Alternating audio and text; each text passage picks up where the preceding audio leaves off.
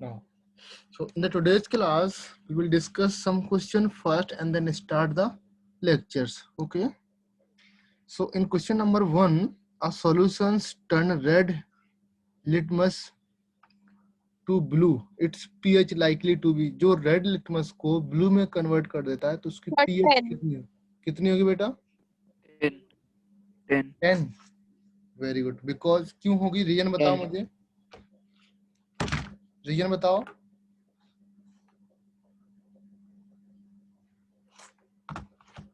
Sir क्योंकि 7 मतलब 7 के ऊपर अगर 7 प्लस रहेगा तो फिर वो बेसिक होता है. ब्लू वेरी मतलब गुड. बेसिक. सो जो बेस होते हैं, base turn red litmus to blue. Okay. Normally जो बेस होते हैं वो बेस क्या है? रेड लिटमस टू ब्लू में कन्वर्ट कर देते हैं. Very good Gautam. Okay. So that means अगर बेस की मैं यहाँ पर पीएच देखूं, बेस की पीएच क्या होती है बेटा? ग्रेटर देन 7 होती है. तो अकॉर्डिंग टू दिस यहाँ पर 10 आएगा इसका answer. Clear all of you? Okay. Next question. A solution react with crushed egg cell to give a gas turn lime water milky. The solution contains. क्या contains रहेगा बेटा उसमें बताओ.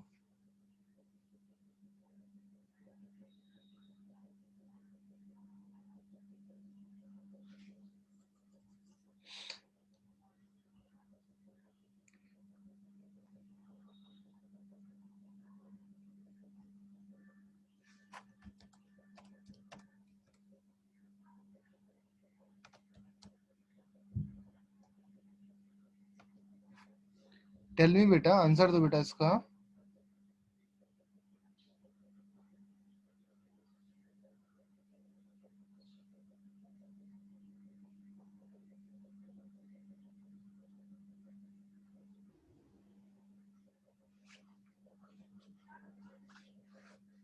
एनीबडी? आंसर आइडिया है आपको या नहीं है? अब बताओ. इन केस आंसर नहीं है आइडिया तो मैं बताऊंगा, अदरवाइज आप लोग आंसर दो.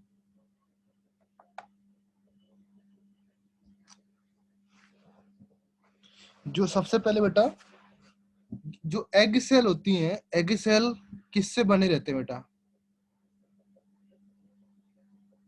एग सेल होता है किससे बना रहता है बेटा?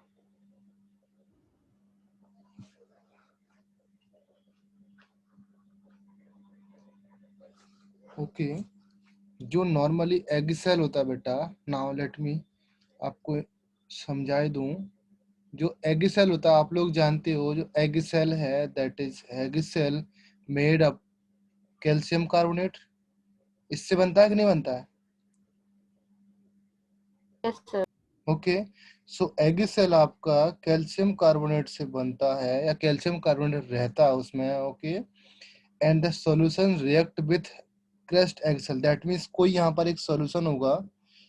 Okay. Let's say solution X है. Okay. solution to give a gas that turn lime water milky. That means जब ये रिएक्ट करती है तो एक सॉल्यूशन बनेगा जो लाइम वाटर को मिल्की कन्वर्ट कर देगा. दैट मीन्स यहाँ पर आपका जो वाटर मिलने वाला है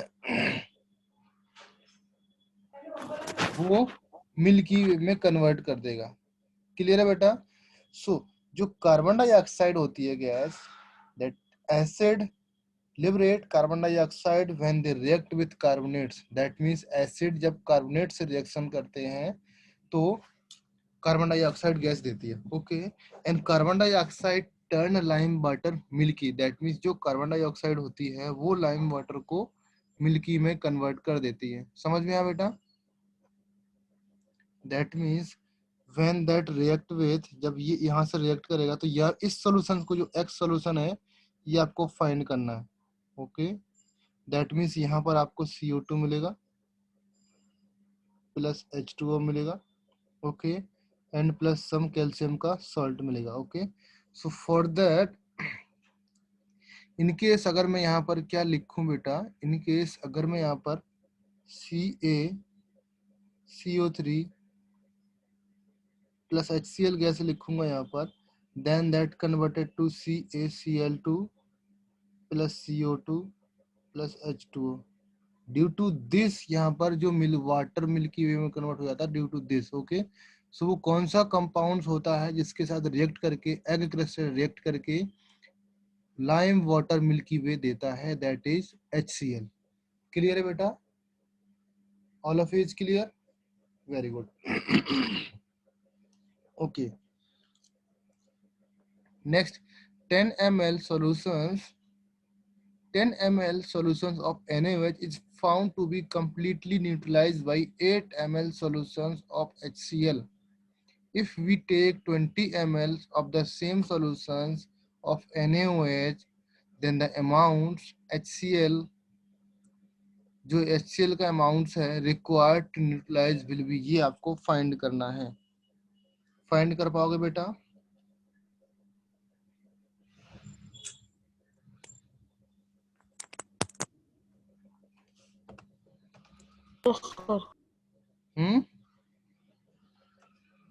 क्या करेक्ट आंसर है बेटा? Tell me. सर 16 16 कैसे आया बेटा?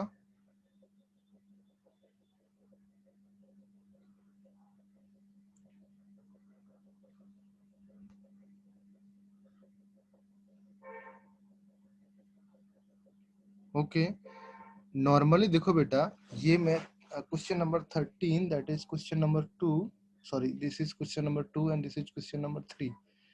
क्वेश्चन नंबर 3 की बात करूं मैं,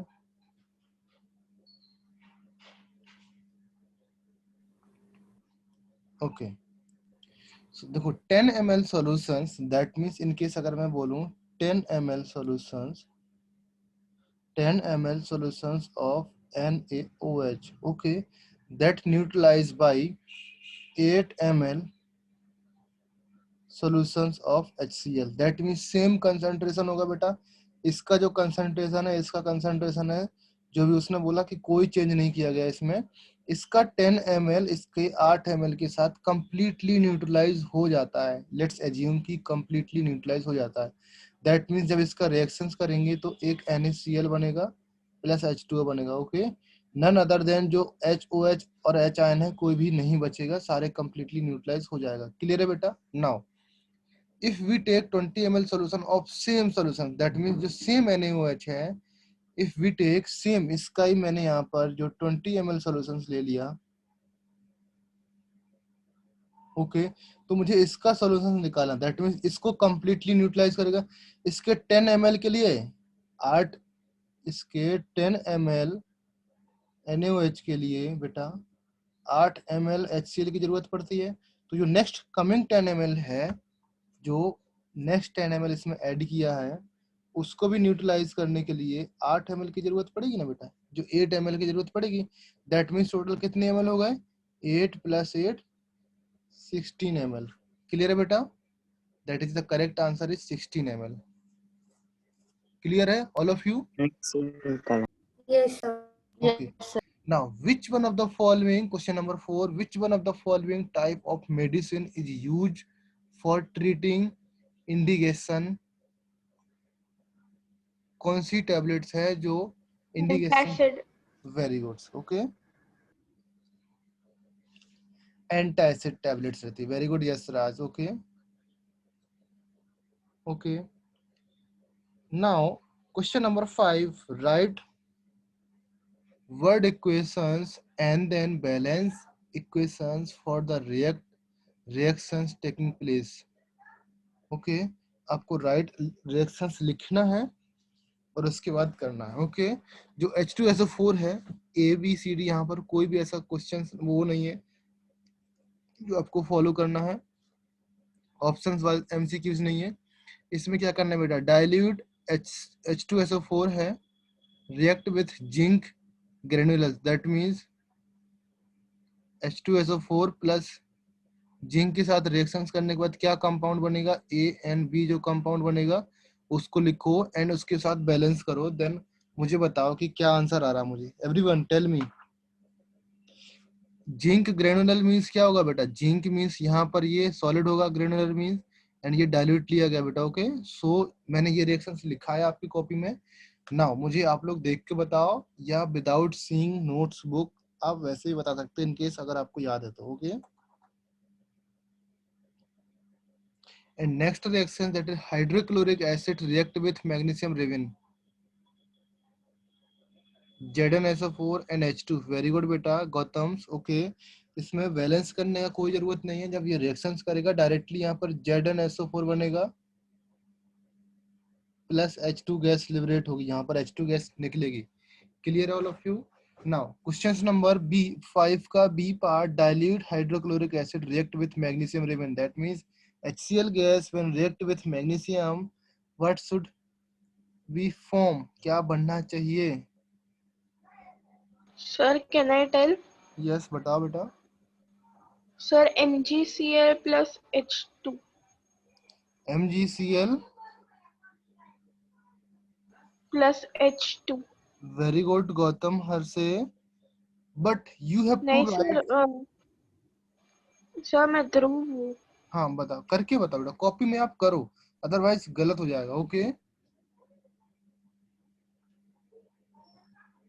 MgCl गौतम्स जो आपने बताया है गलत है उसका answer. You have to sir follow particular rules. Yes sir sir yes sir मैंने अभी ओरली आंसर दिया तो वो राइट है? ना, आपने आंसर दिया, क्या आंसर दिया एक बार बताओ बेटा। सर मैंने बोला MgCl plus H2। आपका आंसर करेक्ट है, बट MgCl नहीं होता बेटा, वहां पर MgCl फॉर्म नहीं होगा। यू हैव टू नो कि क्या फॉर्म होने वाला है। Mg का बैलेंसी कितना है बेटा? All of you know that the valency वाला कॉन्सेप्ट आप लोग जानते हो ना? Sir MgCl2 plus H2। Very good, MgCl2 form होगा प्लस H2 फॉर्म होगा। ओके, नाउ देखो कैसे फॉर्म होता है। नाउ इधर पे देखो everyone,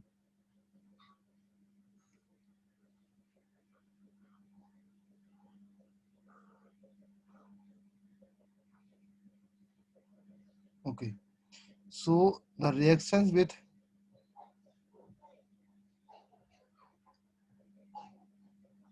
HCl dilute form plus Mg ribbon है, दैट मीन्स यहाँ पर सॉलिड लिखा मैंने। Okay, when they reacted with each others that means आपको फॉर्म होगा यहाँ पर MgCl2। मैंने ये रिएक्शंस लिखा है जब कोई मेटल्स एसिड के साथ रिएक्ट करती है, दैट मीन्स मेटालिक सॉल्ट बनता है एंड वाटर बनता है। ये मैंने आपको H2 गैस बनती है, वाटर नहीं बनता है।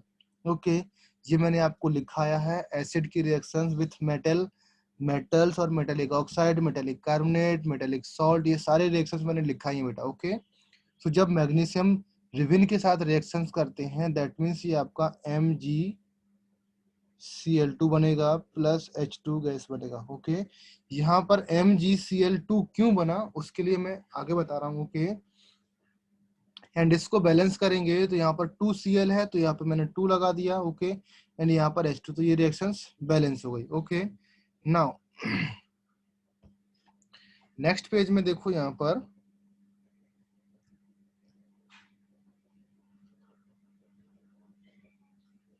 ओके, नेक्स्ट पेज में सबसे पहले अगर मुझे आइडिया नहीं है कि MgCl2 कैसे बनेगा, ओके, तो फर्स्ट ऑफ ऑल मैंने Mg लिखा एंड यहाँ पर Cl लिखा। ओके, Mg की वैलेंसी कितना है बेटा? All of you know, tell me the valency of Mg। Mg की वैलेंसी निकालना आता है ना एवरीवन? 2। निकालना आता है वैलेंसी या नहीं आता है? 2 हाँ आता सर। है। Yes sir. सबको आता है। तो Mg की वैलेंसी इज 2 एंड Cl की वैलेंसी, मैंने ऑक्सीडेशन नंबर बताया आपको, तो ऑक्सीडेशन नंबर और वैलेंसी वहां पर डिफरेंस भी बताया था मैंने, 1। तो वो भी लिखा। ओके, तो Cl की वैलेंसी 1 होगा। ओके, यहाँ पर इसको क्रॉस मल्टीप्लाइड करा दो, दैट मीन्स Mg1 आएगा एंड Cl2 आएगा। तो 1 को हम लोग नॉर्मली लिखते नहीं है, तो डायरेक्टली हम इसको MgCl2 लिख देंगे। क्लियर है बेटा? समझ में आया सबको? Yes sir.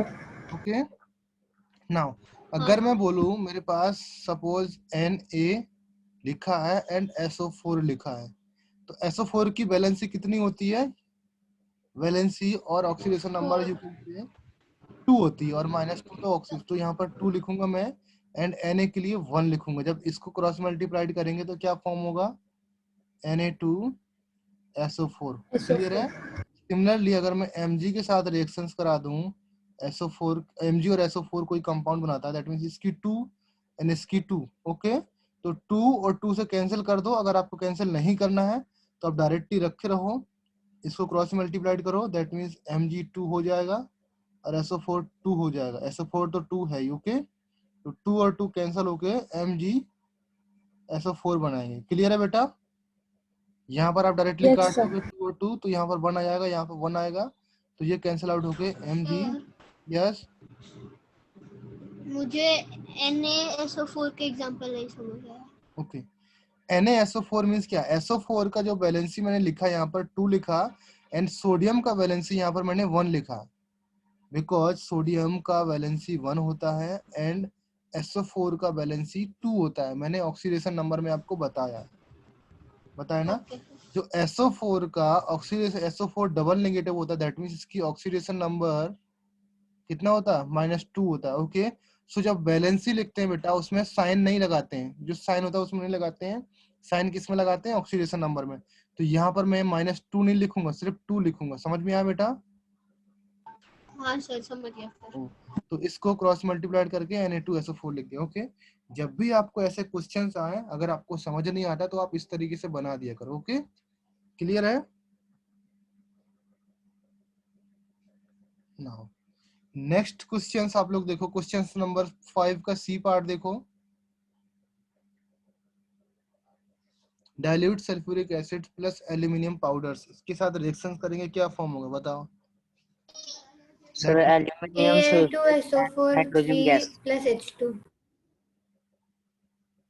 Aluminium powder and this is dilute, तो क्या फॉर्म होगा बेटा, tell me. Al2SO4 3 plus H2 SO4 3 plus H2। इसको H2 बैलेंस H2. भी तो करो बेटा, इसको बैलेंस भी तो करना पड़ेगा। Okay, all 3H2. All of you जिसको समझ नहीं आया मैंने ये कैसे बना दिया, यहाँ पर देखो Al का बैलेंस कितना है बेटा, 3 और SO4 का बैलेंस कितना है, 2। इसको मल्टीप्लाइड करेंगे तो Al2 हो जाएगा एंड SO4 का होल थ्राइस, इसको होल थ्राइस बोलते हैं। क्या बोलते हैं बेटा, whole thrice. Whole thrice, that means 3 times है ना, तो इसको होल थ्राइस बोलते हैं। क्लियर है। तो सर ये होल थ्राइस में ऑक्सीजन 12 रहेंगे ना, वेरी गुड। और ऑक्सीजन, सल्फर 3। सल्फर 3 है, ऑक्सीजन 12 है, ये आपको यहाँ पर आएंगे। तो आपको ये बैलेंस करना पड़ेगा, इस तरफ भी सल्फर 3 करना पड़ेगा, ऑक्सीजन 12 करना पड़ेगा।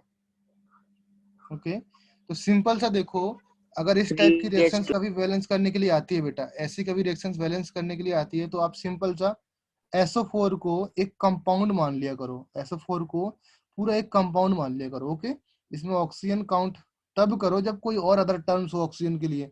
सपोज मैं यहाँ पर वाटर कर देता, ओके, या यहाँ पर वाटर कर देता, यहाँ पर कोई और कंपाउंड्स ऑक्सीजन वाला कर, तब आपको अलग अलग कंपाउंड्स काउंट किया करो। अदरवाइज SO4 को एक कंपाउंड समझ लो कि ये पूरा ही पूरा एलिमेंट्स है। ओके, तो यहाँ पर 3SO4 है, यहाँ पर एक SO4 है, दैट मीन्स यहाँ पर मैं 3 का मल्टीप्लाइड कर दूंगा, 3SO4 हो जाएंगे। 2A क्लियर है। एंड यहाँ पर एल्यूमिनियम that's 1 है, 3H2 तो यहाँ पर 2, तो यहाँ पर 3H2 हो जाएगा। ओके, तो रिएक्शंस ये बैलेंस हो गई। क्लियर है। Clear all of you. Now जो डी वाला yes sir पार्ट का रिएक्शन है इसको बताओ आप लोग, और इसके बाद हम लोग क्वेश्चन नंबर 6 पे मूव करेंगे।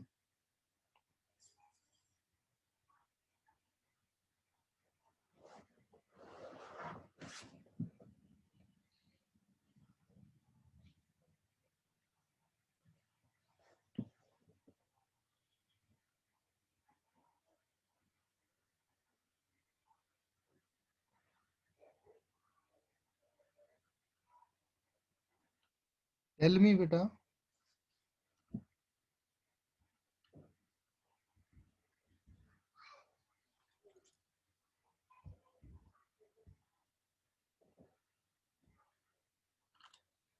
वेरी गुड प्रतीक।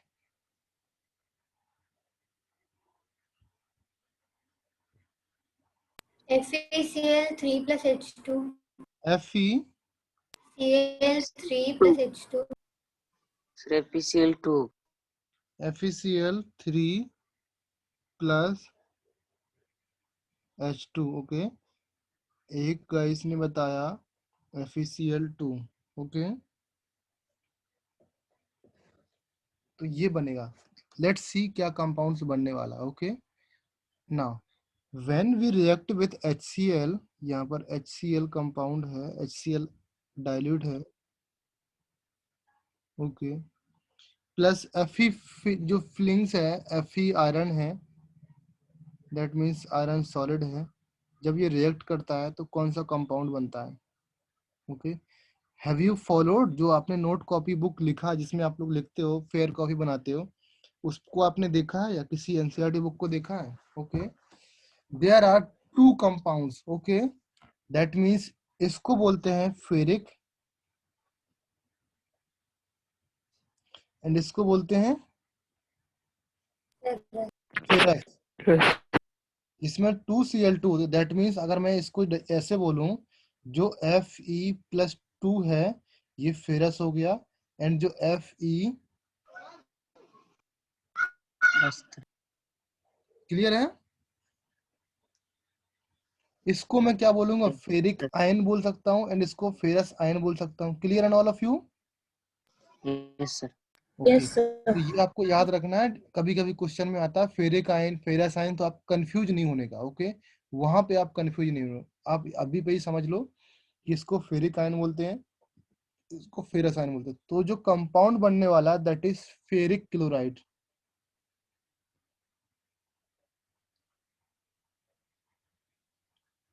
Plus H2. तो फेरिक क्लोराइड का कंपाउंड कौन सा बेटा, FeCl3. Cl3. क्लियर है बेटा, FeCl3 कंपाउंड बनता, फेरस कंपाउंड यहाँ पर नहीं बनता. ओके, सो इसके लिए बैलेंस करना, तो आप लोग बैलेंस कर लोगे all of you. Okay, Yes, sir. Now अभी question number 6. Compound such as alcohol and glucose are also contains hydrogen but are not categorized as acids. Okay, describe the activity to prove it. जो alcohol होते हैं, alcohols और glucose होते हैं, anybody tell me the formula of alcohols and glucose. Alcohols आप लोग जानते हो बेटा, अल्कोहल्स आप लोग जानते हो फॉर्मूला वाइज.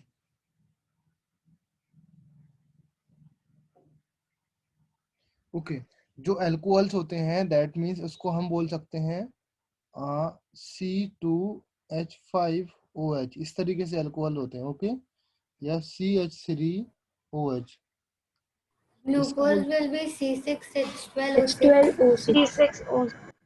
क्या बेटा, very good. Glucose formula and C6H12O6. Glucose होता है C6H12O6. ओके, तो जो इसमें बेटा आपका OH ग्रुप है एंड इसमें OH ग्रुप है. ओके, एंड ग्लूकोज में क्या है बेटा, H आयंस इतने सारे हैं. Okay, so generally these compounds alcohol and glucose are contain hydrogen but are not categorized as acids. ये एसिड्स नहीं होते हैं, बिकॉज क्यों, इसको प्रूव करना. ओके बेटा, इसको प्रूव करने के लिए क्या करेंगे,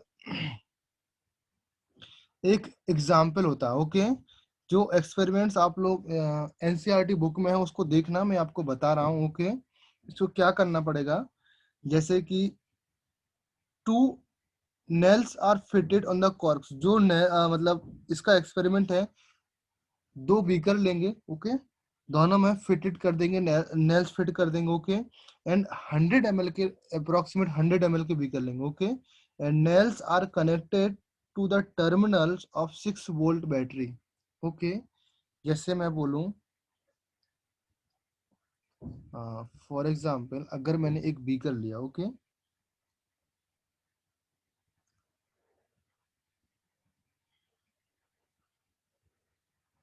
ओके, यहाँ पे मैंने एक नेल्स रखा इस तरीके से. ओके, एंड ये रबर लगा होगा बेटा. ओके, एंड इससे मैंने नेल्स डाल दिया. ओके, रबर इसलिए बिकॉज अगर बीकर में कुछ करंट वगैरह ना आ जाए, इसलिए मैंने रबर लगा। ये एक नेल्स हो गया और ये एक नेल्स हो गया। क्लियर है बेटा? ओके। एंड ये रबर है बिकॉज इसलिए कि इस बीकर में करंट वगैरह या कुछ अर्थिंग वगैरह ना हो जाए। ओके। यहाँ पर मैंने एंड द नेक्स्ट सॉल्यूशंस मैंने इसके लिए लिया। ओके।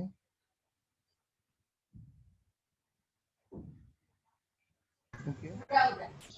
यहाँ पर बेटा C6H12O6 फिल किया, यहाँ पर मैंने एसिड फिल किया। ओके ना, इन दोनों में कंपैरिजन कर रहा हूं मैं, एसिड क्या बिहेव करता है एंड ग्लूकोज क्या बिहेव करता है। ओके, तो आप लोग समझ जाओगे कि यहाँ पर क्यों एसिड्स नहीं है। ये क्लियर है बेटा? दोनों की प्रॉपर्टीज आप लोग समझ जाओगे। तो यहाँ पर नेल्स लेते हैं, इसमें HCl फिल कर दिया, यहाँ पर ग्लूकोज फिल कर दिया। ओके, एंड इसको मैंने कनेक्ट कर दिया with the 6 volt battery. Okay, यहाँ पर मैंने इसको बैटरी के साथ कनेक्ट कर दिया। क्लियर है ऑल ऑफ यू? ना बैटरी के साथ जब कनेक्ट करते हैं इसको, दैट मीन, एंड यहाँ पर बैटरी कनेक्ट करने के साथ साथ यहाँ पर मैंने एक बल्ब लगा दिया। ओके ओके, बल्ब लगा दिया बेटा। ओके ना, बल्ब लगाने से के बाद क्या होगा, जो HCl एसिड होगा, some of dilute HCl acid is pour in the beaker. इसमें मैंने जो डाइल्यूट HCl पोर किया था एंड इसमें C6H5OH पोर किया था। ओके, एंड जब हम स्विच ऑन करते हैं तो इसका एक्सपेरिमेंट क्या होता है बेटा लोग? ठीक है, ये हमारा अरेंजमेंट हो गया। समझ में आया अरेंजमेंट या फिर से बनाऊं? Tell me everyone. नहीं सर, समझ आया। ओके, ये आपका बीकर है, यहाँ पर 2 नेल्स लगा दिए, नेल्स को मैंने बैटरी से कनेक्ट कर दिया। यहाँ पर 6 वोल्ट की बैटरी है, इसमें भी 6 वोल्ट की, यहाँ पर मैंने बल्ब लगा दिया।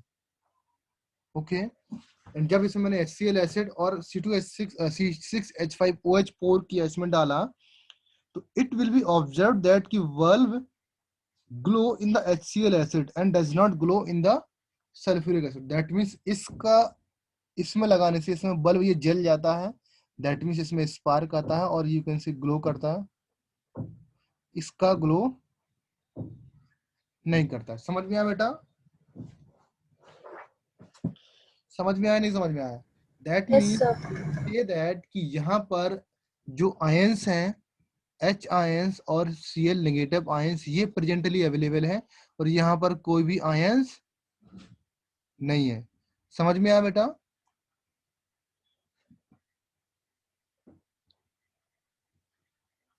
क्लियर है बेटा?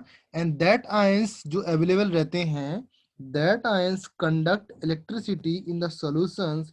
जो ये आयंस होते हैं, ये इस आयंस में इलेक्ट्रिसिटी, दैट मीन्स क्या करेंगे, यहाँ से लेकर के यहाँ तक इलेक्ट्रिसिटी को, जो इलेक्ट्रिसिटी का करंट होता है वो यहाँ से यहाँ तक फैल जाएगा इसमें।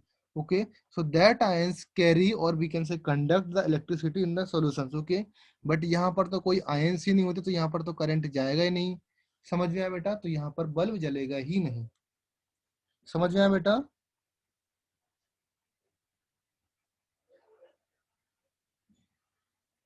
समझ में आया? Yes sir. सर ये क्वेश्चंस आपने कौन से स्टैंडर्ड के एनसीईआरटी के बुक से लिए? मैंने एनसीईआरटी से ही दिए हैं, बट 10th स्टैंडर्ड्स की एनसीईआरटी के हैं बेटा। Okay sir. हाँ ओके, क्योंकि हम लोग एसिड बेस जो चैप्टर पढ़ रहे हैं वो 10th स्टैंडर्ड की एनसीईआरटी का ही है। ओके, इसलिए मैंने उसी के क्वेश्चंस दिए। ओके, क्लियर है बेटा? All of you is clear ना? Yes sir. Okay, so from this activity, इस एक्टिविटी से हम लोग क्या ऑब्जर्व किए? From this activity it can be observe that, और we can say concluded that कि acid contains hydrogens but all compounds contain hydrogens that not acid। that means जो H जिसके साथ हाइड्रोजन एटम्स होते हैं, इसके पास भी हाइड्रोजन एटम्स है एंड इसके पास भी हाइड्रोजन एटम्स है कि नहीं बेटा? इसके पास 12 एटम्स है, इसके पास तो एक ही एटम्स है। ओके, नाउ इसके पास H आयंस अवेलेबल हैं बट इसके पास H आयंस अवेलेबल नहीं है। That means this can show that यहाँ पर इलेक्ट्रिसिटी जल जाती है एंड यहाँ पर इलेक्ट्रिसिटी नहीं जलती है। समझ आया बेटा? So this can be, that is why we can say that कि जो अल्कोहल्स और ग्लूकोज होते हैं कंटेन्स हाइड्रोजन कंटेंट तो रहते हैं but they are not categorize कि वो एसिड्स हैं, बिकॉज एसिड्स क्या होते हैं, acid produce H ions in the aqueous solution. समझ में आया बेटा? स्टार्टिंग से ही बताया था मैंने, फर्स्ट डेफिनेशन लिखाई थी, acid which can produce H plus ions in the solutions, लिखाया था बेटा ऑल ऑफ यू। सबको Yes, याद है sir. कि नहीं? ओके, सो ये हम के 7th क्वेश्चन है, ये हमने कंप्लीट किए। ओके, नाउ अभी एक क्वेश्चन आपके लिए और है, मैं आपको बताता हूँ। ओके, क्वेश्चन नंबर 7 है, मैं आपको लिख देता हूँ यहाँ पर, इनकेस अगर यहाँ पर रुको। why does distilled water not conduct electricity whereas the rain water does? ये आपको बताना है बेटा, इसका क्वेश्चन का आंसर बताना है आपको। समझ में आया बेटा? Sir, can I tell? Sir, अभी because there are no minerals. हाँ, okay, no minerals is not the correct answer. Okay, Sir, can I tell? हाँ बोलो बेटा। Sir, because distilled water has no salts or ions dissolved in it, but rainwater has some amounts of sulfurous acid and some minerals and means ions dissolved in it, and electricity needs ions to conduct. So that is the reason why distilled water does not conduct, whereas rainwater does. Very good, okay, we can also say that, इसको हम ऐसे भी लिख सकते हैं, distil water is a pure form of water. मैंने क्या बोला था बेटा स्टार्टिंग में, कि जिसकी pH 7 होती है, that is the pure form of water. जो हम वाटर हम लोग ड्रिंक करते हैं वो प्योर फॉर्म ऑफ वाटर नहीं होता है बेटा। समझ में आया बेटा? जो प्योर फॉर्म ऑफ वाटर होती है उसकी pH 7 होती है, दैट मीन्स ये क्या है बेटा, न्यूट्रलाइज है। समझ में आया बेटा? इसकी pH 7 होती है वो न्यूट्रलाइज माना जाता है। Okay, that means it can B divided, that कि यहाँ पर कोई भी आयनिक स्पीसीज नहीं है। हम लोग इस तरीके से बोल सकते हैं ना कि pH 7 है, दैट मीन्स यहाँ पर कोई भी आयनिक स्पीसीज नहीं है। समझ में आया बेटा?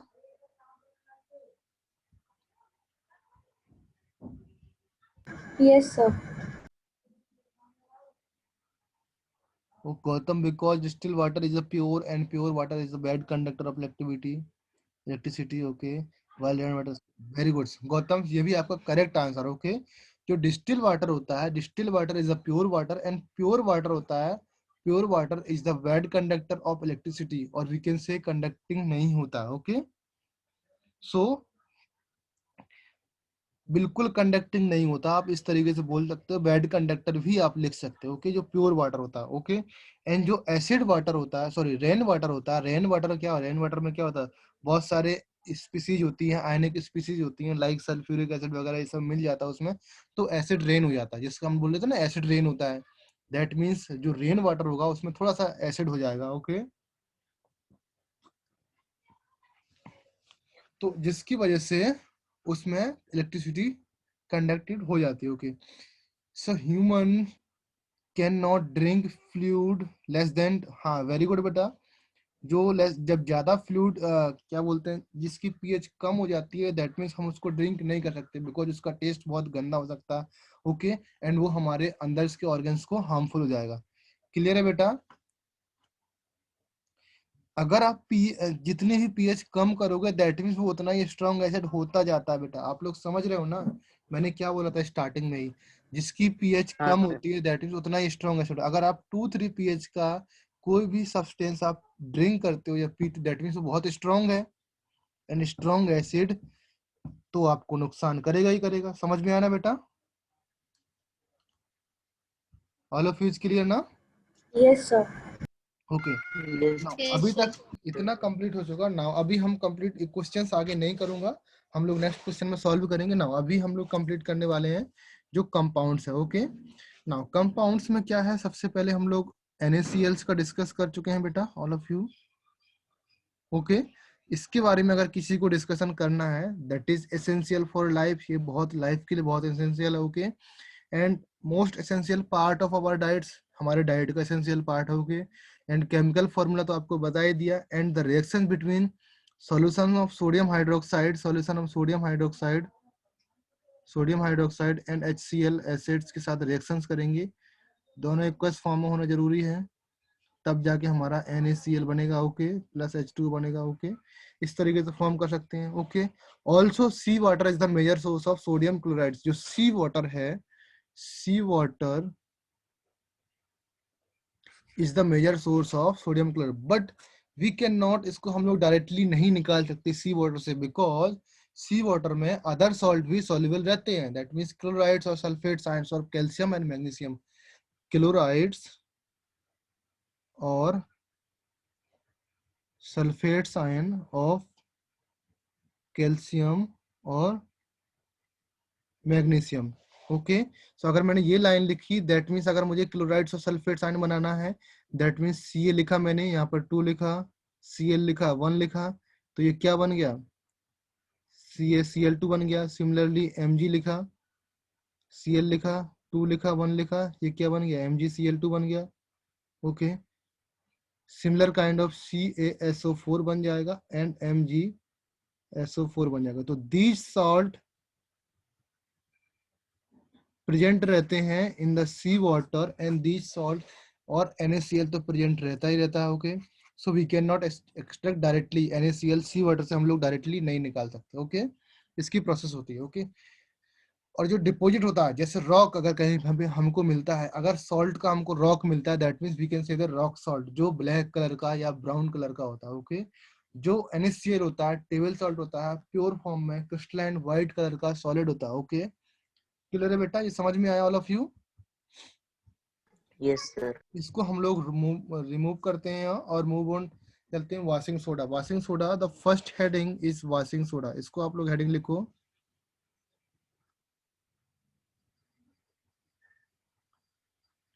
The formula of washing soda. Chemical name बताओ इसका एंड इसका फॉर्मूला बताओ।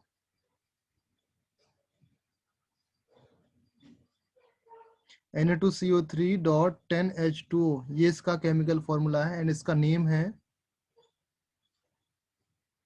सोडियम, नो, Na2CO3.10H2O, पूरा नाम बोलना आपको, sodium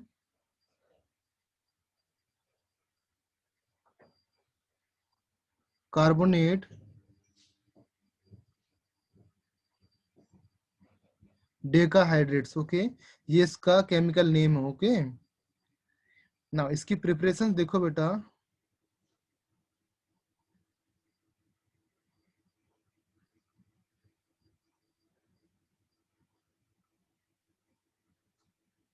okay. In the preparation parts, जो सोडियम कार्बोनेट, जो सोडियम कार्बोनेट रहता है, that means sodium carbonate Na2CO3, इसका वाटर के साथ रिएक्शंस कराएंगे तो ये क्रिस्टलाइज हो करके, वाटर के साथ जब डिसॉल्व करेंगे तो ये क्रिस्टलाइज हो करके क्या बनेगा बेटा, Na2CO3.10H2O, ये फॉर्म हो जाएगा, ओके। इसको तो आप लोग जानते हो क्या है बेटा, ये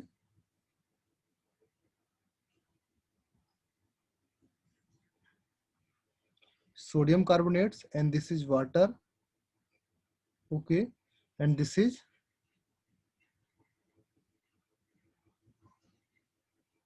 washing soda. All of you is तो clear? वहाँ पे सोडियम कार्बोनेट के आगे क्या लिखा है? ये सोडियम कार्ब, ये हाँ वो नेम लिखा है ना वो वॉशिंग सोडा के नीचे। डेकाहाइड्रेट्स, this is डेकाहाइड्रेट्स।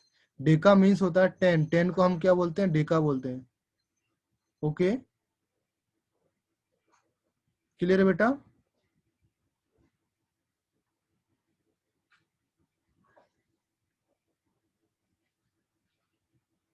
Okay.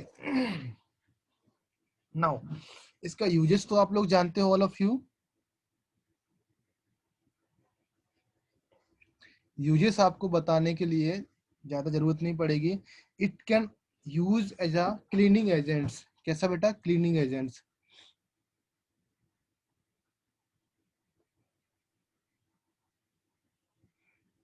Cleaning agent for domestic purpose,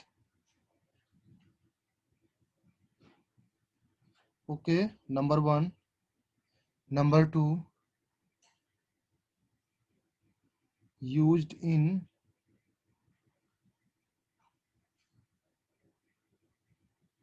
softening hard water and controlling pH of water. ये वाटर की pH को कंट्रोल करता है, ओके। एंड जो हार्ड वाटर होता है उसको सॉफ्ट बनाने के लिए यूज होता है। क्लियर है बेटा all of you? And third, use in the glass industry और manufacturing of glass, manufacture of glass, okay. And the fourth one, it due to detergent properties, जो detergent properties होती है बेटा, it can use as a dry soap powders, okay. जो dry soap powder होते हैं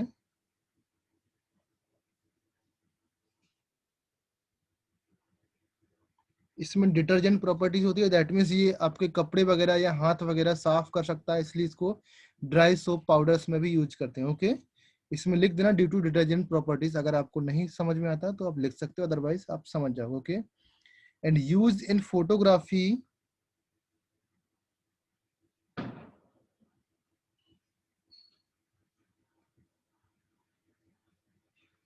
photography, textile, okay, and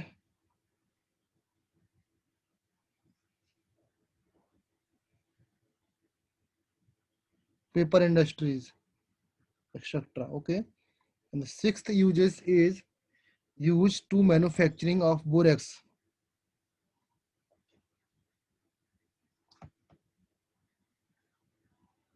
Manufacture of borax. Borax का formula होता है बेटा Na2B4O7.10H2, ये याद रखना बेटा फॉर्मूला, ओके। क्लियर है बेटा? नाउ इट इज, ये ऐसे लिख सकते हो बेटा, जो मैंने यहाँ पे कंपाउंड बनाया, it is an basic salt.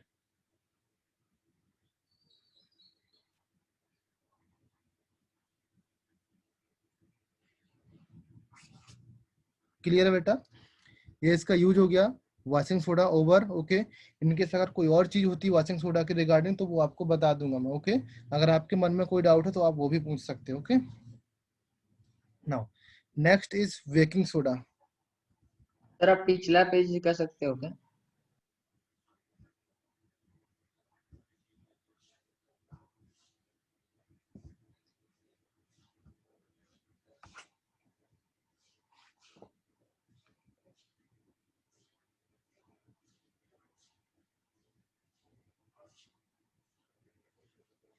हो गया बेटा?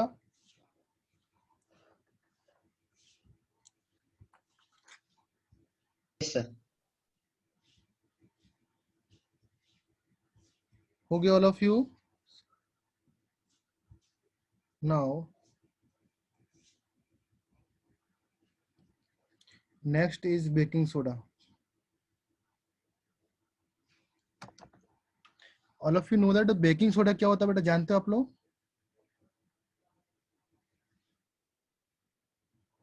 Sodium Yes, sir. bicarbonate. Baking soda का formula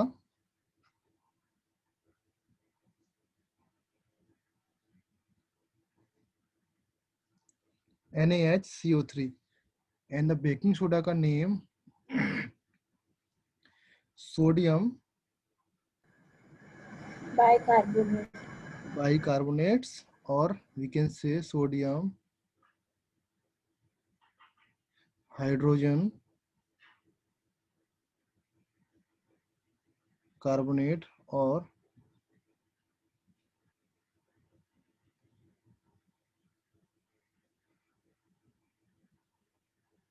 bicarbonates. Clear all of you? Now preparations. Anybody know the preparations?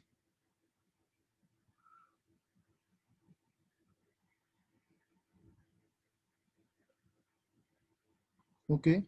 In the preparations part, okay, normally क्या होता है, जो इंटरमीडिएट प्रोडक्ट होता है, it can be obtain by as an intermediate product in the preparation of sodium carbonates. जो sodium carbonate होता है,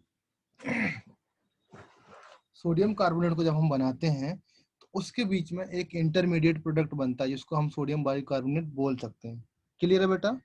now sodium bicarbonates बनाने के लिए, सोडियम कार्बोनेट बनाने के लिए एक प्रोसेस होता है that is called Solvay ammonia process, और नॉर्मली सोलवे प्रोसेस बोलते हैं। ओके, क्या बोलते हैं बेटा name of this process? Solvay ammonia process. Okay, normally Solvay process बोलते हैं, अमोनिया कहीं कहीं पर नहीं रखा लिखा रहता है, तो आपको सारा नेम याद रखना है। कहीं पर भी सॉल्वे रिलेटेड कोई चीज आ जाए, दैट मींस आपको ये जो रिएक्शंस दिखा रहा हूं मैं वो लिखना है। Okay, and that it can be, इसमें लिखो इट कैन बी ऑब्जर्व और obtain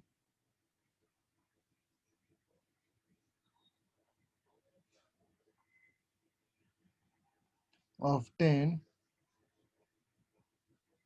as N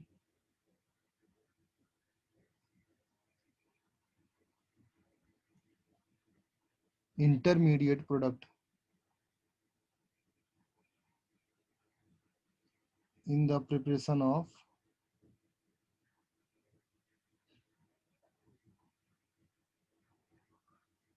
Na2CO3। Clear है बेटा? सोडियम कार्बोनेट जब बनाते हैं तो उसके इंटरमीडिएट प्रोडक्ट में सोडियम बाइकार्बोनेट बन जाता रहा बीच में। Okay, so in this process, इस प्रोसेस में क्या करते हैं बेटा? In this process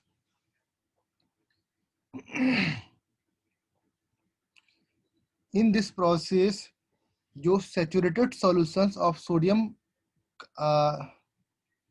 sodium chloride का सैचुरेटेड सॉल्यूशंस होता है, उसकी रिएक्शंस हम लोग अमोनियम कार्बोनेट से करते हैं। नॉर्मली क्या होता है बेटा, सैचुरेटेड सॉल्यूशंस में अमोनिया वहां पर डालते हैं। ओके, लेट्स कॉल यहाँ पर क्या क्या चीज होती है। एक सैचुरेटेड सॉल्यूशंस,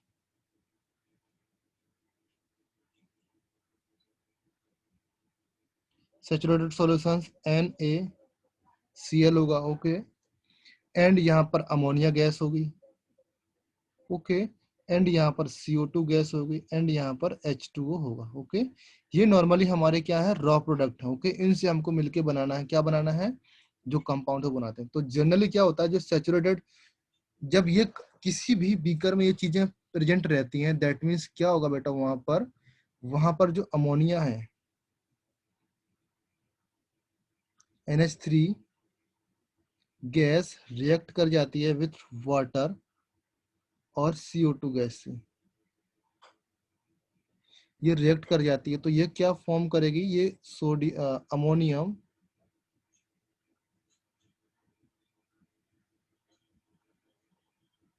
कार्बोनेट्स फॉर्म करेगी। क्लियर है बेटा?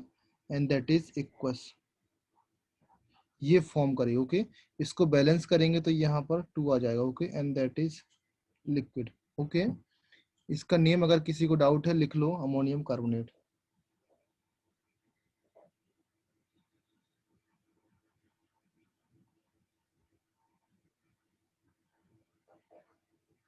ओके, एंड जब ये रिएक्शन कर जाएगा, एंड अपने पास सॉल्यूशंस में क्या है बेटा, सॉल्यूशन में अपने पास NaCl भी है। तो जब ये रिएक्शंस करके ये बना लेगा तो NaCl क्या बचेगा, चुपचाप थोड़ी बैठेगा, वो भी कुछ करेगा। तो NaCl से रिएक्शंस कर जाएगा विद NH4CO3 से, और NH4 का होल ट्वाइस CO3 से रिएक्शंस कर जाएगा बेटा। ओके, जब ये इससे रिएक्शंस कर जाएगा तो कंपाउंड बनेगा। एनीबॉडी टेल मी कि क्या कंपाउंड बनेगा बेटा? कंपाउंड बनने वाला है Na2CO3 प्लस NH4Cl, ये कंपाउंड बनेगा। क्लियर है बेटा? नाउ ये कंपाउंड्स दोनों एक्वस फॉर्म में रहते हैं, ये भी एक्वस रहेगा। ओके, एंड ये भी एक्वस रहेगा। समझ में आया बेटा? अभी तक ये कंपाउंड बना। नाउ जो aqueous solutions of NaHCO3 Na2CO3 है, इसका एक्वस सॉल्यूशंस क्या करेगा बेटा, aqueous solutions Na2CO3 aqueous solution फिर से वाटर के साथ रिएक्शंस करेंगे और इसमें CO2 गैस सप्लाई करेंगे, CO2 गैस पास करेंगे, तो ये हमको मिलेगा NaHCO3। ओके, ये सॉलिड हमको नीचे सेपरेट कर लेंगे। क्लियर है बेटा? तो अगर इसको बैलेंस करूंगा रिएक्शंस, तो ये रिएक्शंस यहाँ पर 2 लगेगा। ओके, इसको बैलेंस करूंगा तो यहाँ पर मेरा 2 आएगा। Okay, and any other balancing तो आई थिंक नहीं है अब कोई यहाँ पर बैलेंस। ओके, तो बेटा जब भी सॉल्वे की बात आए, सॉल्वे अमोनिया, आपको फर्स्ट, सेकेंड एंड थर्ड ये तीनों रिएक्शंस आपको लिखना है, सीक्वेंस में लिखना है। पहले फर्स्ट लिखना है, फिर सेकेंड लिखना है, फिर थर्ड लिखना है, सीक्वेंस वाइज लिखना है, तब आपको पूरा का पूरा नंबर मिलेगा। क्लियर है बेटा? IITs में इससे क्वेश्चंस आता ही आता है बेटा। ओके, लास्ट 3-4 इयर्स का रिकॉर्ड है, इसी प्रोसेस के ऊपर एक ना एक क्वेश्चन पूछा जाता है। ओके, मैं मेंस की बात कर रहा हूँ, एडवांस की बात नहीं कर रहा हूँ। ओके, एडवांस में last to last year questions आया था कि कौन सा रॉ मटेरियल्स होता है इसमें सॉल्व अमोनिया प्रोसेस में, तो आपको रॉ मटेरियल्स में ये सारी चीजें लिखनी थी उसमें। ओके, वहां पर वाटर नहीं था तो आप वाटर नहीं भी लिख सकते। Okay, NaCl, NH3 and CO2 ये आपको लिखना था, ये आपको पता होना चाहिए कि ये रॉ मटेरियल्स है। ओके, समझ में आया बेटा? Yes, sir. ओके, तो और इसमें बेटा यहाँ पर ये NH4Cl मिल जाता है, NH4Cl रहता है, NH4Cl से हम डायरेक्टली अमोनिया प्राप्त कर लेते हैं फिर से। दैट मीन्स NH4Cl का फिर से रिएक्शंस करा देंगे फर्दर, वो इम्पोर्टेंट नहीं है। वो जब आप कार्बोनेट की रिएक्शंस पढ़ोगे, इसकी रिएक्शंस पढ़ोगे, तब वो प्रोसेस लिखूंगा। मैंने यहाँ पर आपका ये बन गया, दैट मीन्स मैंने यहीं पे स्टॉप कर दिया। ओके, तो अभी इतना इंपॉर्टेंट नहीं, उसको मत देखो।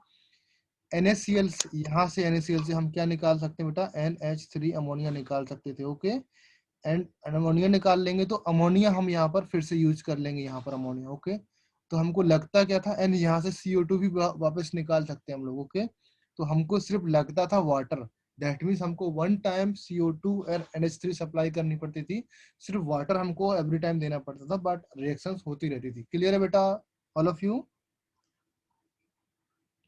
वो आपके सिलेबस में अभी नहीं है, मैं इतना बताता हूँ। ओके, क्लियर है? तो अभी इसके लिए मैं रिएक्शंस मैंने लिख दिया, इसके लिए थ्योरी लिखो ऑल ऑफ यू। थ्योरी लिखो दैट कि इन this process saturated sodium chlorides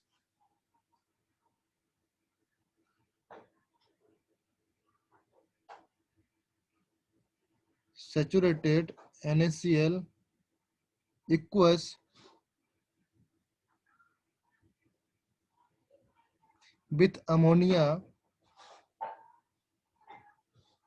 and then CO2 gas pass। जब इन दोनों का रिएक्शंस कराएंगे, रिएक्शन होने के बाद, and then CO2 gas passed into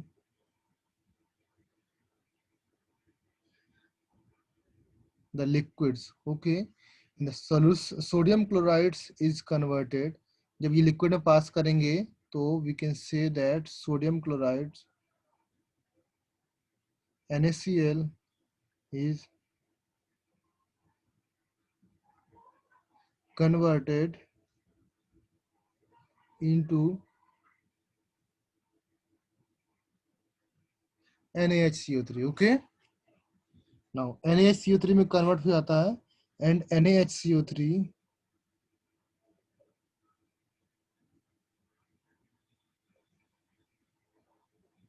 less soluble in waters. Okay, less soluble होगा। ओके, बहुत ही कम सॉल्युबल होगा, that means we can separate out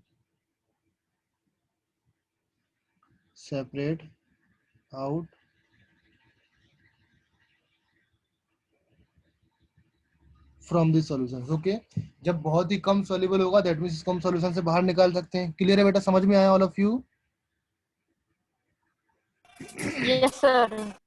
okay, now अभी इसकी प्रॉपर्टीज लिखो। प्रॉपर्टीज इज दैट ये है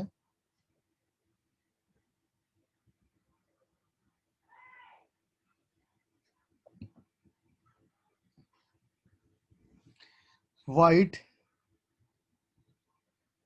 it is white crystalline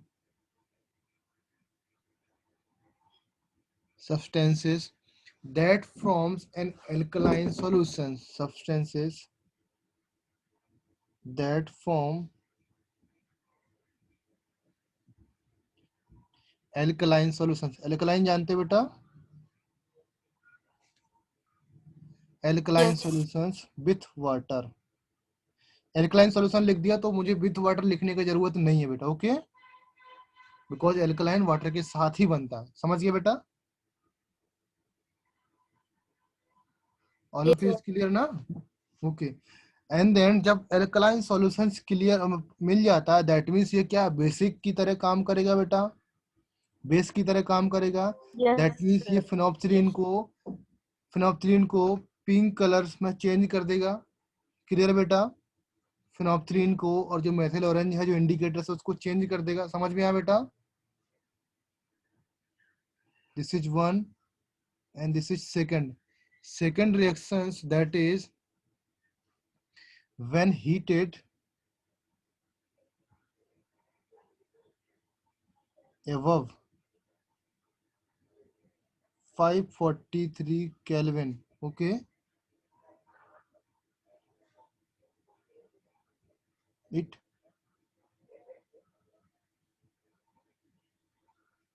converted into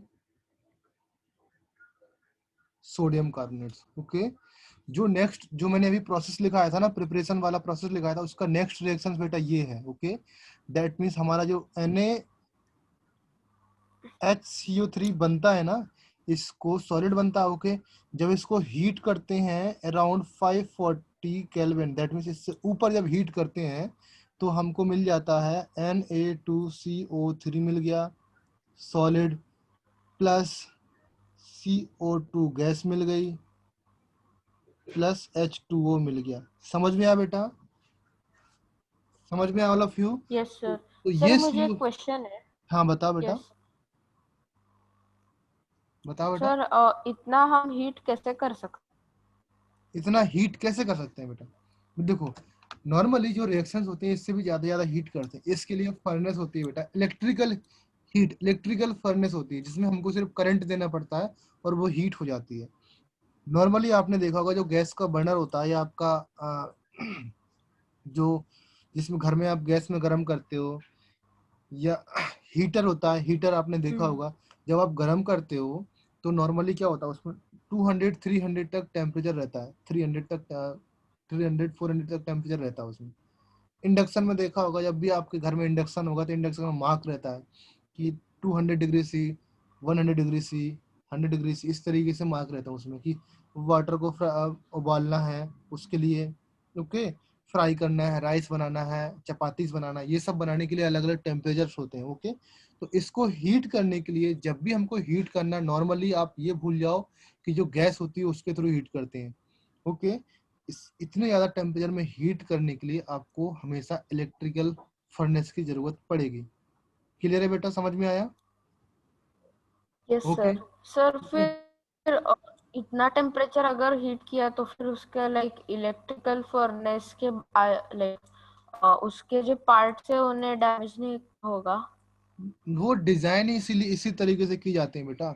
जब आप गाड़ी चला के आते हो, कोई सा बड़ी गाड़ी चला के आते हो, लेट्स से जो आपका बुलेट है, ओके, या आपका जो भी आप बड़ी गाड़ी चला के आते हो, जब आप गाड़ी चलाते हो तो वो भी बहुत ज्यादा हीट हो जाती है, मोर देन 100 डिग्री से हीट हो जाती है.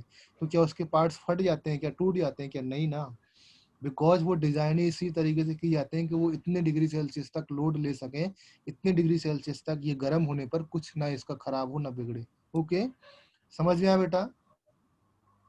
अगर कोई चीज डिजाइन करता है, इंजीनियर साइंटिस्ट कोई भी चीज बनाता है, तो उसको पहले उतने लोड तक डिजाइन करने के लिए लिखा रहता है, उसमें नोटिस में इंस्ट्रक्शन दिए रहते हैं, वार्निंग दी रहती है कि ये इतने डिग्री सेल्सियस तक लोड लेते हैं, तो हमको उतने डिग्री सेल्सियस से ज्यादा टेम्परेचर देना ही नहीं है. ओके, इनकेस आप देते हो तो प्रॉब्लम्स हो जाएंगी. लेट्स से फॉर एग्जाम्पल अगर मैं बोलूँ, जो आपका ब्रिज बना रहता है, ओके, इस तरीके से ब्रिज रहते हैं ना बेटा. Okay, yes.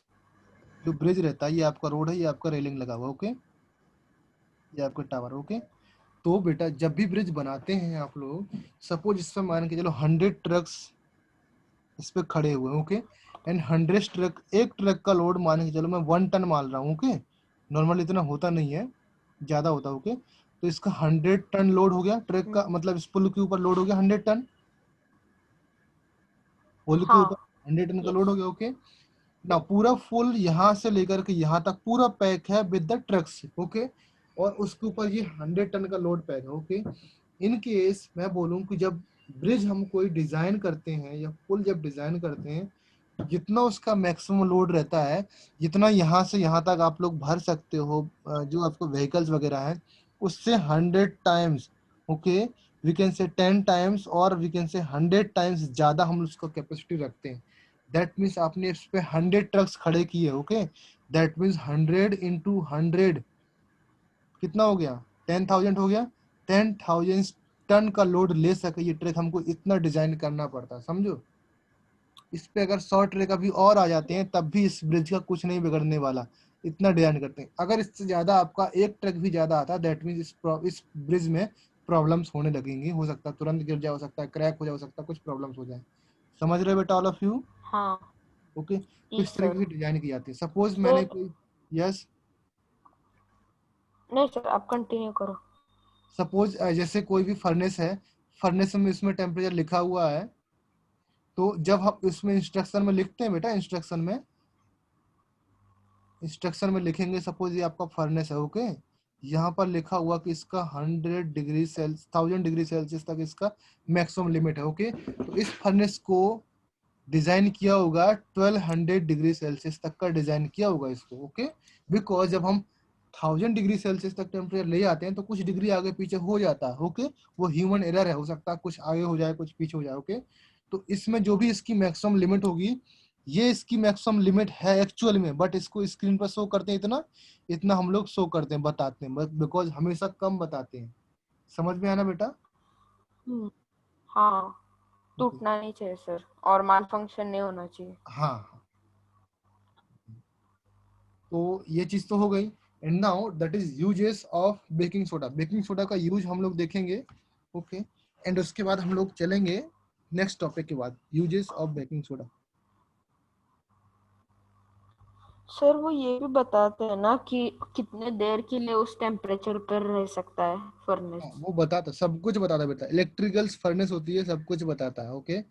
In case when ever you get, अगर आप पढ़ोगे, मैं नीट के बारे में तो नहीं बता सकता, नीट में तो मैं गया नहीं हूँ, मैंने आईआईटीज में पढ़ा है, ओके। तो आईआईटीज में ये फर्नेस होती है, आपको देखने के लिए मिलेगा, आपको टच करने के लिए मिलेगा, आपको इसका एक्सपीरियंस लेने के लिए मिलेगा। मैंने देखा है, मैंने खुद से ऑपरेट किया है, मैंने खुद से चलाया, ओके। तो इन केस इस तरीके से क्यूरियोसिटी होती है तो बेटा क्या करें, Your voice is breaking. मैं बोल रहा हूँ, इन केस अगर आपकी इतनी क्यूरियोसिटी है इस चीजों को जानने के लिए, तो you have to do hard work. आपको हार्ड वर्क करके, बहुत ही मेहनत करके आपको आईआईटीज में जाना पड़ेगा, ओके। इन केस अगर कोई नीट का गाइस है या नीट का, आप लोग में से कोई नीट का प्रिपरेशन करना चाहता है, तो आपके लिए नीट के लिए पढ़ना पड़ेगा। बट नीट के लिए मैं नहीं बता सकता ये सब चीजें, बट वहाँ पे थोड़ा सा मेडिकल लाइन हो जाती है, तो आपको मेडिकल से रिलेटेड चीजें बताई जाएंगी, ओके। बट जो आईआईटीज होती है, यहाँ पर सारी लाइनें होती है, मैन्युफैक्चरिंग होती है, बहुत सारी लाइनें होती है, केमिकल है, केमिकल्स इंजीनियरिंग है, मैकेनिकल इंजीनियरिंग है, इलेक्ट्रिकल इंजीनियरिंग है, ओके, मटेरियल साइंस है, तो ये सारी इंजीनियरिंग होती है, इन सब में आपको यहाँ पर बताया जाएगा, ओके। सो यूज देखो, it is used in manufacturing of baking powders.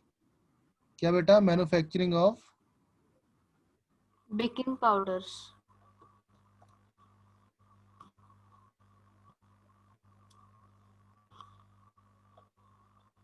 Manufacturing of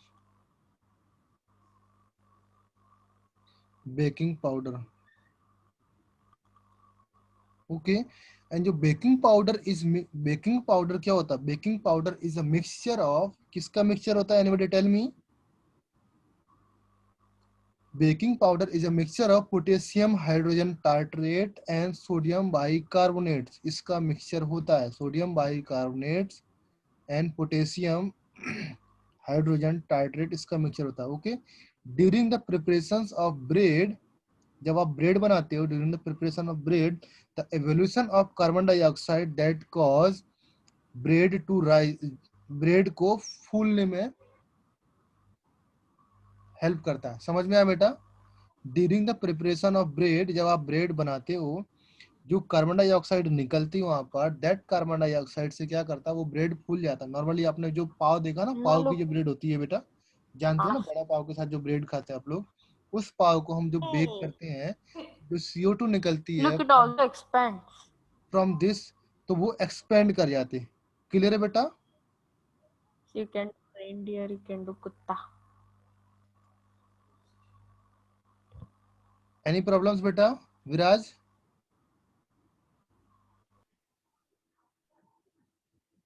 okay, next, it is largely used in, okay, अगर आप बेकिंग पाउडर का बेकिंग पाउडर का इनकेस आप फॉर्मूला लिखना चाहते हो तो आप इस तरीके से लिख सकते हो बेटा।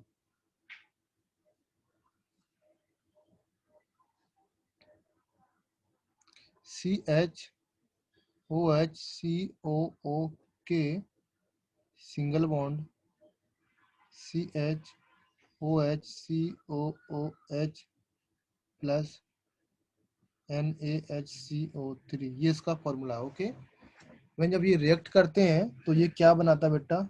नॉर्मली ये रिएक्शंस करके CHOHCOOK single bond CHOHCOON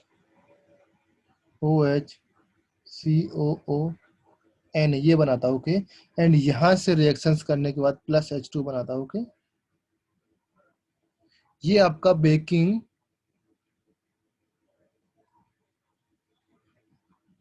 powder बेटा। कहाँ से कहाँ तक है baking powder? Baking powder from here to here. Okay, इसका मिक्सचर ही baking powder. Okay, and the next use is it is largely used in the, Excuse me, sir. yes Sir, in that CH bracket OH COOK, that O1 is oxygen or O1 is, O, that O is denoted for oxygen. yes बेटा। Okay, इसका formula actually में ऐसा, Then how it is not like 2 times? It can be written as O2. बेटा ऐसा O2 नहीं लिख सकते हम, ये OO है, दोनों ऑक्सीजन है। ओके, दैट मीन्स अगर इसको हम लोग लिखेंगे, ये एसिड का फॉर्मूला होता है। इनकेस आप अभी समझोगे, दैट इज, इसमें क्या होता है बेटा, जो COOH की बात कर रहे हो ना, दैट COOH एक्चुअली में ऐसा नहीं No, होता। no, COOK. के यहाँ पर पोटेशियम है। ओके, CO इसकी बात करूं या इसकी बात करूं या इसकी बात करूं, इसकी बात करूं, मैं सब लिख रहा हूं वहां पर। Okay, COO COOK COONA। Okay, clear है बेटा सबको?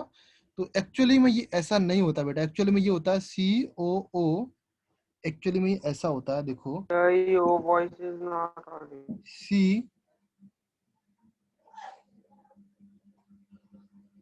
COO negative and K positives. Okay, similarly इसके लिए मैं बोल रहा हूँ यहाँ पर, इसके लिए COO negatives and H positives, ये एसिड होते हैं बेटा। इसको क्या बोलते हैं? एसिड। एसिड की जो कार्बनिक आपकी ऑर्गेनिक केमिस्ट्री है, जो कार्बनिक एसिड्स होते हैं, ऑर्गेनिक केमिस्ट्री है, उसके लिए बेटा इसमें इस तरीके से उसकी पहचान होती है कि आप कोई भी एसिड होता है ऑर्गेनिक केमिस्ट्री में, अगर कोई भी चीज एसिड है, दैट मीन्स उसके पीछे ये लगा होगा, COOH एक ग्रुप लगा होगा। ओके, जैसे इसमें लगा है तो दैट मीन्स ये एसिड है। ओके, यहाँ पर ये लगा नहीं तो ये एसिड का सॉल्ट है। समझ में आया बेटा? Yes, sir. ओके, जो ऑर्गेनिक केमिस्ट्री, अभी हम लोग क्या मिनरल ऑयल, मिनरल्स पढ़ रहे थे ना, सिमिलरली आपने देखा ना, जो एसिटिक एसिड मैंने लिखा था CH3COOH लिखा था, याद आया आपको? और मैंने फॉर्मिक एसिड लिखा था COOH लिखा था, याद है? All of you remember that COOH, that means जो यहाँ पर डबल O है, इसको हम लोग CO2H नहीं लिख सकते, बिकॉज यहाँ पर इस तरीके से लिखेंगे तो जो ये ग्रुप होता है, दैट मीन्स आपकी पहचान है कि आपको नाम ऐसे ही लिखा जाए। दैट से मैंने बोला कि मैंने RANJEET। ओके, ये मेरा नाम है, बट मैं बोलूं RANJIT लिख दूं तो क्या चलेगा? बोलने में तो सेम है, बट ऐसा चलता नहीं है, बिकॉज मेरा असली नाम तो ये है। समझ में आया बेटा? सिमिलरली आप COH इस तरीके से CO2H बोल सकते हो या लिख सकते हो कहीं, बट ये चलेगा नहीं। एग्जाम पर्पज से ये एप्लीकेबल नहीं है। आप अपने लिए एप्लीकेबल बना सकते हो, आप अपने लिए समझ के लिए लिख सकते हो, बट ऐसा होना नहीं चाहिए। समझ गए बेटा all of you? Yes, sir. Next use लिखो, used in treatment of acids.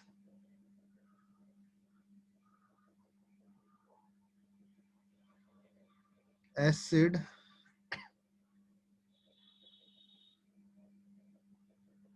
Sir ये दूसरा है।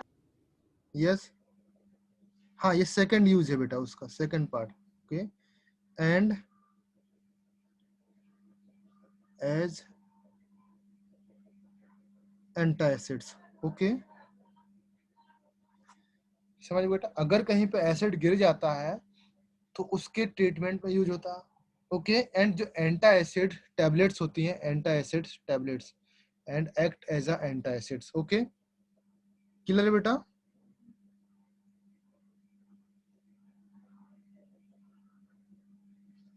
Now it is important chemicals in the textile, paper and जो इंडस्ट्री होती है, टेक्सटाइल, पेपर और सिरेमिक इंडस्ट्री। ओके, इसमें यूज होता है। Okay, and it is also use the particular type of fire extinguisher. एक फायर एक्सटिंग्विशर होता है, उसमें भी यूज होता है। ओके, फायर एक्सटिंग्विशर जानते हो बेटा ऑल ऑफ यू?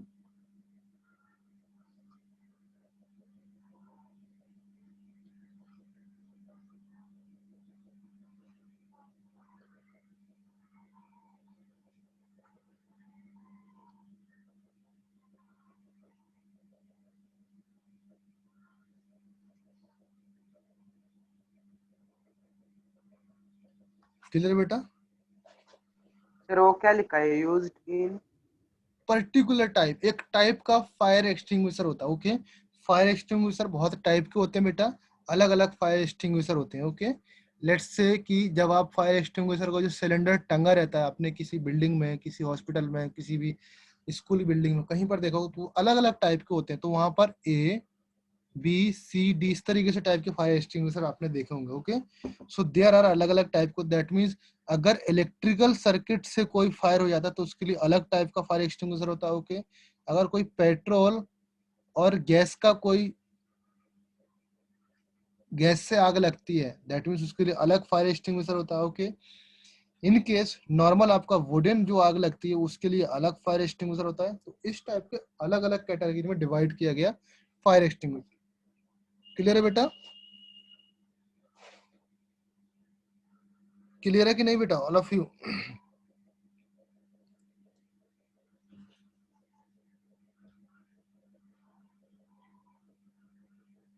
नाउ मैं आपको फायर एक्सटिंग्विशर रिलेटेड एक चीज बताता हूँ फायर एक्सटिंग्विशर से। ओके, इसके बाद हम लोग चलेंगे ब्लीचिंग पाउडर पे।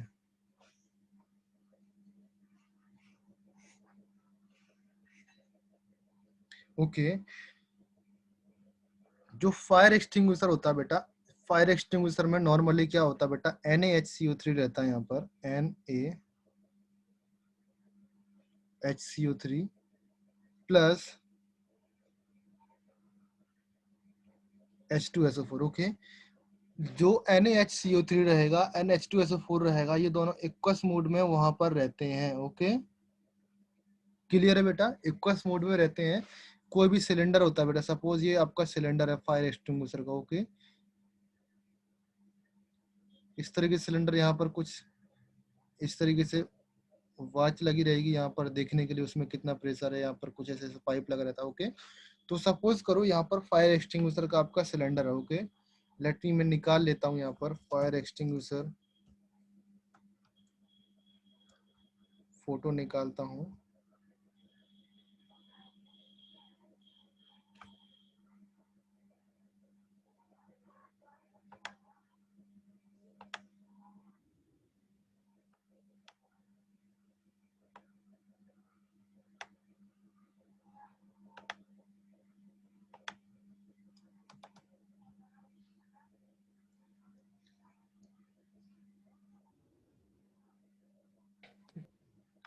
सो ये फायर एक्सटिंग्विशर का फोटो है, दिख रहा है बेटा सबको?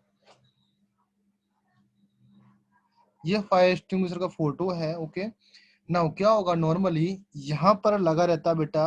सपोज जब भी आप फायर एक्सटिंग्विशर यूज करते हो तो उसको पहले से धक्का लगाना पड़ता है। ओके, दैट मीन्स यहाँ पर एक गर्दन के पार्ट में बोल रहा हूँ, जहां पर ये रगल रहता है ना, ओके, इस पार्ट में और रिमेनिंग पार्ट में दो चीज रहती है। यहाँ पर क्या रहता है बेटा, extinguisher consist of conicals metallic container, that means यहाँ पर एक अंदर से कंटेनर रहता है। Okay okay, a strong solutions of NaHCO3 is kept inside the containers, यहाँ पर NaHCO3 भरा रहता है। ओके, इसमें क्या रहेगा बेटा, NaHCO3 रहेगा। Okay, and that a glass ampules, जो छोटा सा एक ग्लास का एम्पूल रहता है, that containing H2SO4 attached in a knobs, that means यहाँ पर रहता पूरे पार्ट्स में। लेट्स कॉल कि यहाँ पर सपोज इस तरीके से मैंने बना दिया ये कंटेनर्स। ओके, तो इधर पे एक नॉब रहती है, इस तरीके से नॉब रहती है। Okay okay, and remaining part में क्या भरा है बेटा, NaHSO4। ओके, एंड इसमें H2SO4 फिल है। ओके, ये दोनों फिल है। ओके, ये यहाँ पर जब फिल रहते हैं, दैट मीन्स इसको हम लोग यहाँ पर भी रख सकते हैं, किसी किसी का अरेंजमेंट यहाँ पर बॉटम में होता है। ओके, डिपेंड करता है कि कैसा उसका अरेंजमेंट बनाया। Okay, now that contains H2SO4, यहाँ पर इसमें क्या रहेगा बेटा, H2SO4 रहेगा। ओके, एंड जब इस सॉल्यूशन को क्या रहेंगे, ये नॉब अटैच रहती है इनसाइड द सिलेंडर, ये सिलेंडर के इनसाइड में ही रहती है। ओके, एज सून एज जब आपको कहीं फायर लगती है, जब आपका फायर लगती है तो ये क्या करते हैं बेटा, इसमें से यहाँ से हमको प्रेशर देना पड़ता है। ओके, व्हेन जब हम प्रेशर देंगे या कभी इसको उल्टा ठोक के थोड़ा सा प्रेस करते हैं, प्रेशर बिल्डअप करते हैं इसके ऊपर, दैट मीन्स यहाँ पर ये पंचर्ड हो जाती है। पंचर्ड हो गई, दैट मीन्स यहाँ से एसिड निकलने लगेगा, and that acid H2SO4 and NaHCO3 ये दोनों रिएक्शंस कर जाएंगे। रिएक्शंस कर जाने के बाद क्या बनता है बेटा, जब ये दोनों रिएक्शंस कर जाएंगे तो क्या बनेगा, Na2SO4 बनेगा प्लस H2O बनेगा प्लस CO2 गैस बनेगी। ओके, तो ये CO2 गैस हमारी काम होती है। जो CO2 गैस बनती है, that CO2 gas form when enough pressure is build up inside the container, that means यहाँ पर इसका और इसका प्रेशर बन जाता है, CO2 गैस का प्रेशर बन जाएगा, तो CO2 गैस इस नोजल से, जो ये नोजल है, इस नोजल से बाहर आने लगती है। Okay, since CO2 gas does not support combustion, जो CO2 गैस होती है वो फायर को सपोर्ट नहीं करती है, दैट मीन्स CO2 गैस आते ही फायर को बंद कर देगी या स्मॉल कर देगी, या फायर को जहां पर आपकी आग लगी है उस आग को कम कर देगी। समझ गए बेटा ऑल ऑफ यू? समझे कि नहीं समझे ऑल ऑफ यू? तो inside the Yes, sir. Extinguishers ये रिएक्शंस होती है, एक्सटिंग्विशर के इनसाइड में ये रिएक्शंस होती है। एक पर्टिकुलर टाइप का एक्सटिंग्विशर होता है, CO2 टाइप का एक्सटिंग्विशर कहाँ यूज होता है बेटा, लाइक आपका इलेक्ट्रिकल सर्किट में आग लगी है, all of you know that electrical circuit, कहीं पर इलेक्ट्रिकल सर्किट से आग लगी तो वहां पर आप वाटर तो डाल नहीं सकते बेटा, वाटर डालने से, बिकॉज अगर वाटर डालोगे तो आपको करंट लगने का चांसेस है। All of you agree with me? Okay, जब आग लगता Yes, है, sir. अगर इलेक्ट्रिकल सर्किट से कोई आग लगा तो आप वाटर कतई मत डालो, कभी मत डालो। ओके, उसके लिए इस टाइप का फायर एक्सटिंग्विशर यूज होता है। ओके, तो वहां पर आपको इस तरीके से इसका यूज करना आना चाहिए। समझ में आया बेटा? इसके अंदर क्या रिएक्शंस होती है मैंने आपको बता दिया। Okay, now the next topic is baking bleaching powders. Okay, bleaching powder देखो बेटा,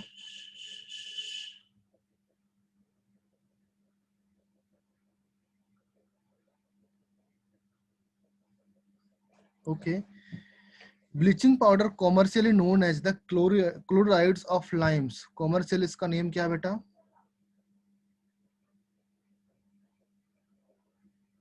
commercially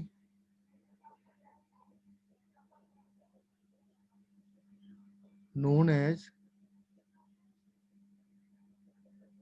chlorides of lime। Okay, और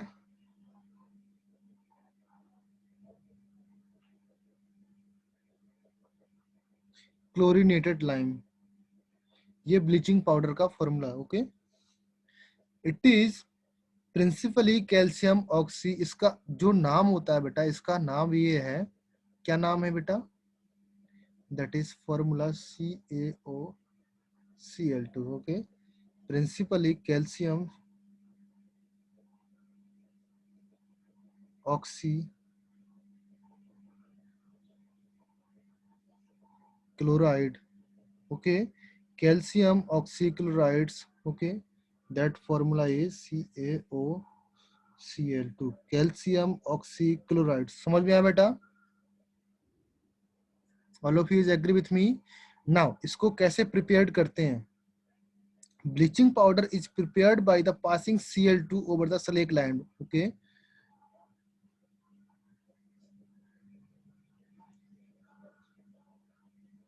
bleaching powder is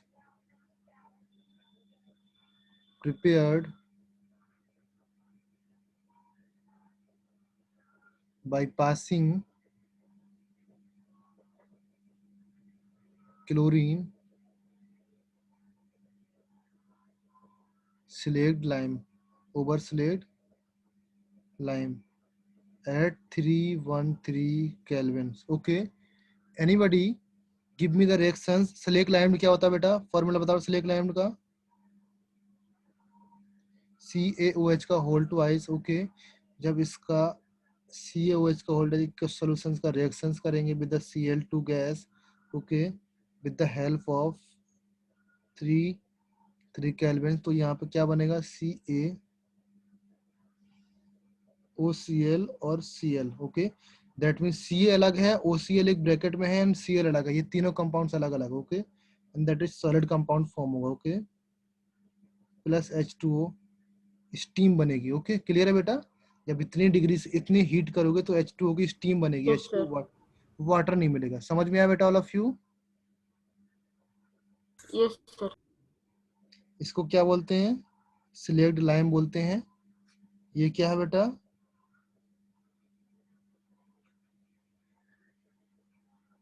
bleaching powder है एंड ये क्या है?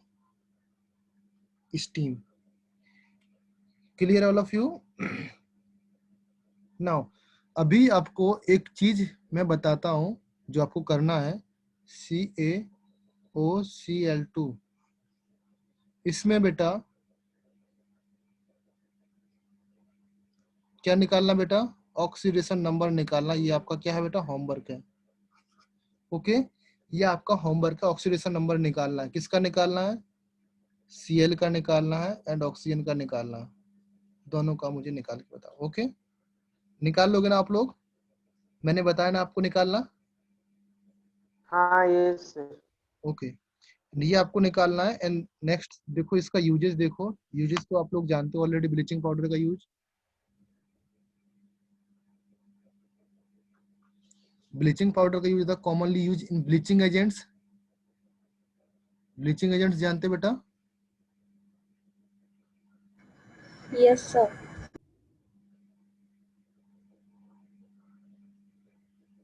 ब्लीचिंग एजेंट्स दैट मीन्स किसी भी चीज का अगर कलर निकालना है मुझे तो वो होता है ब्लीचिंग. दैट मीन्स किसी भी चीज का अगर कलरफुल पेपर है या कलरफुल क्लोथ है, उसका कलर निकालना है तो वहां पर उसको ब्लीचिंग एजेंट से रिएक्शंस करा देंगे इससे, तो उसका कलर निकल जाएगा. Okay, bleaching agents in paper and textile industry.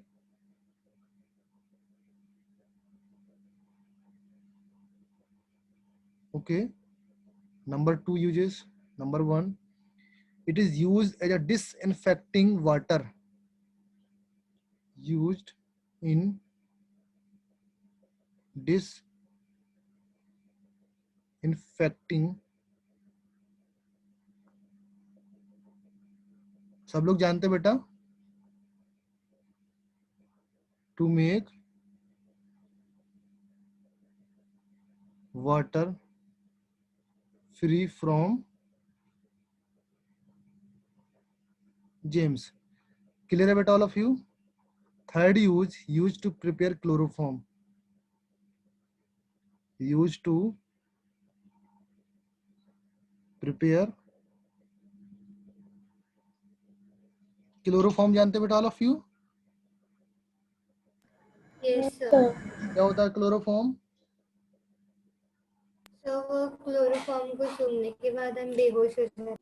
Very good बेटा. Okay, it is also used to make wool shrink proof.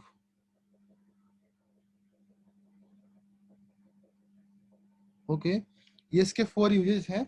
और भी यूजेस हैं, वो आप अपने हिसाब से पढ़ो, किसी बुक से पढ़ो, एनसीईआरटी से पढ़ो, इनके यूट्यूब से, गूगल से, जहां से आप पढ़ना सकते हो पढ़ सकते हो. ओके, नाउ एक कंपाउंड रह गया, that is plaster of Paris. उसके बारे में आप लोग पढ़ के आना. नेक्स्ट क्लास में हम लोग उसको डिस्कस करेंगे एंड कुछ क्वेश्चन है वो सॉल्व करेंगे. क्या कंपाउंड है बेटा? Plaster of Paris. इसको क्या बोलते हैं शॉर्ट फॉर्म में? POP POP. Okay, POP. इसको आपको होमवर्क है, इसको पढ़ के आना. ओके, नेक्स्ट क्लास में हम लोग क्या करेंगे, Okay, क्वेश्चन sir. सॉल्व करेंगे. इसके जो भी क्वेश्चंस हैं, एमसीक्यूज वगैरह, वो सॉल्व करेंगे. ओके, एंड इसको पीओपी को कंप्लीट करेंगे. क्लियर है ऑल ऑफ यू? ना मैं ट्राई करूंगा कि आपका टेस्ट पोस्टपोन हो जाए. अगर नहीं होता तो आपको बेटा रेडी तो रहना ही रहना है. क्लियर है? Yes, sir. Okay, So Yes, there sir. in the fourth point what you have wrote after कौन me. से questions? it is also used in make the wool shrink proof. shrink proof जानते हो बेटा? वूल जानते हो, shrink proof जानते हो, सब कुछ जानते हो, तो आपको स्टेटमेंट का मतलब समझ जाना चाहिए.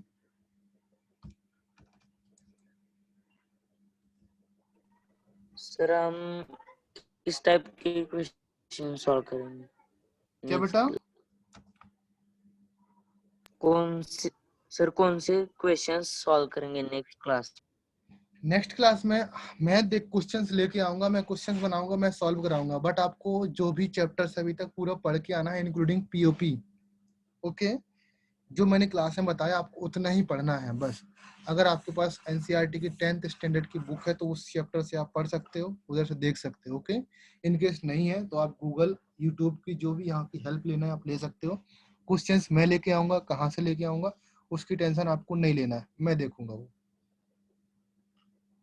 Clear all of you?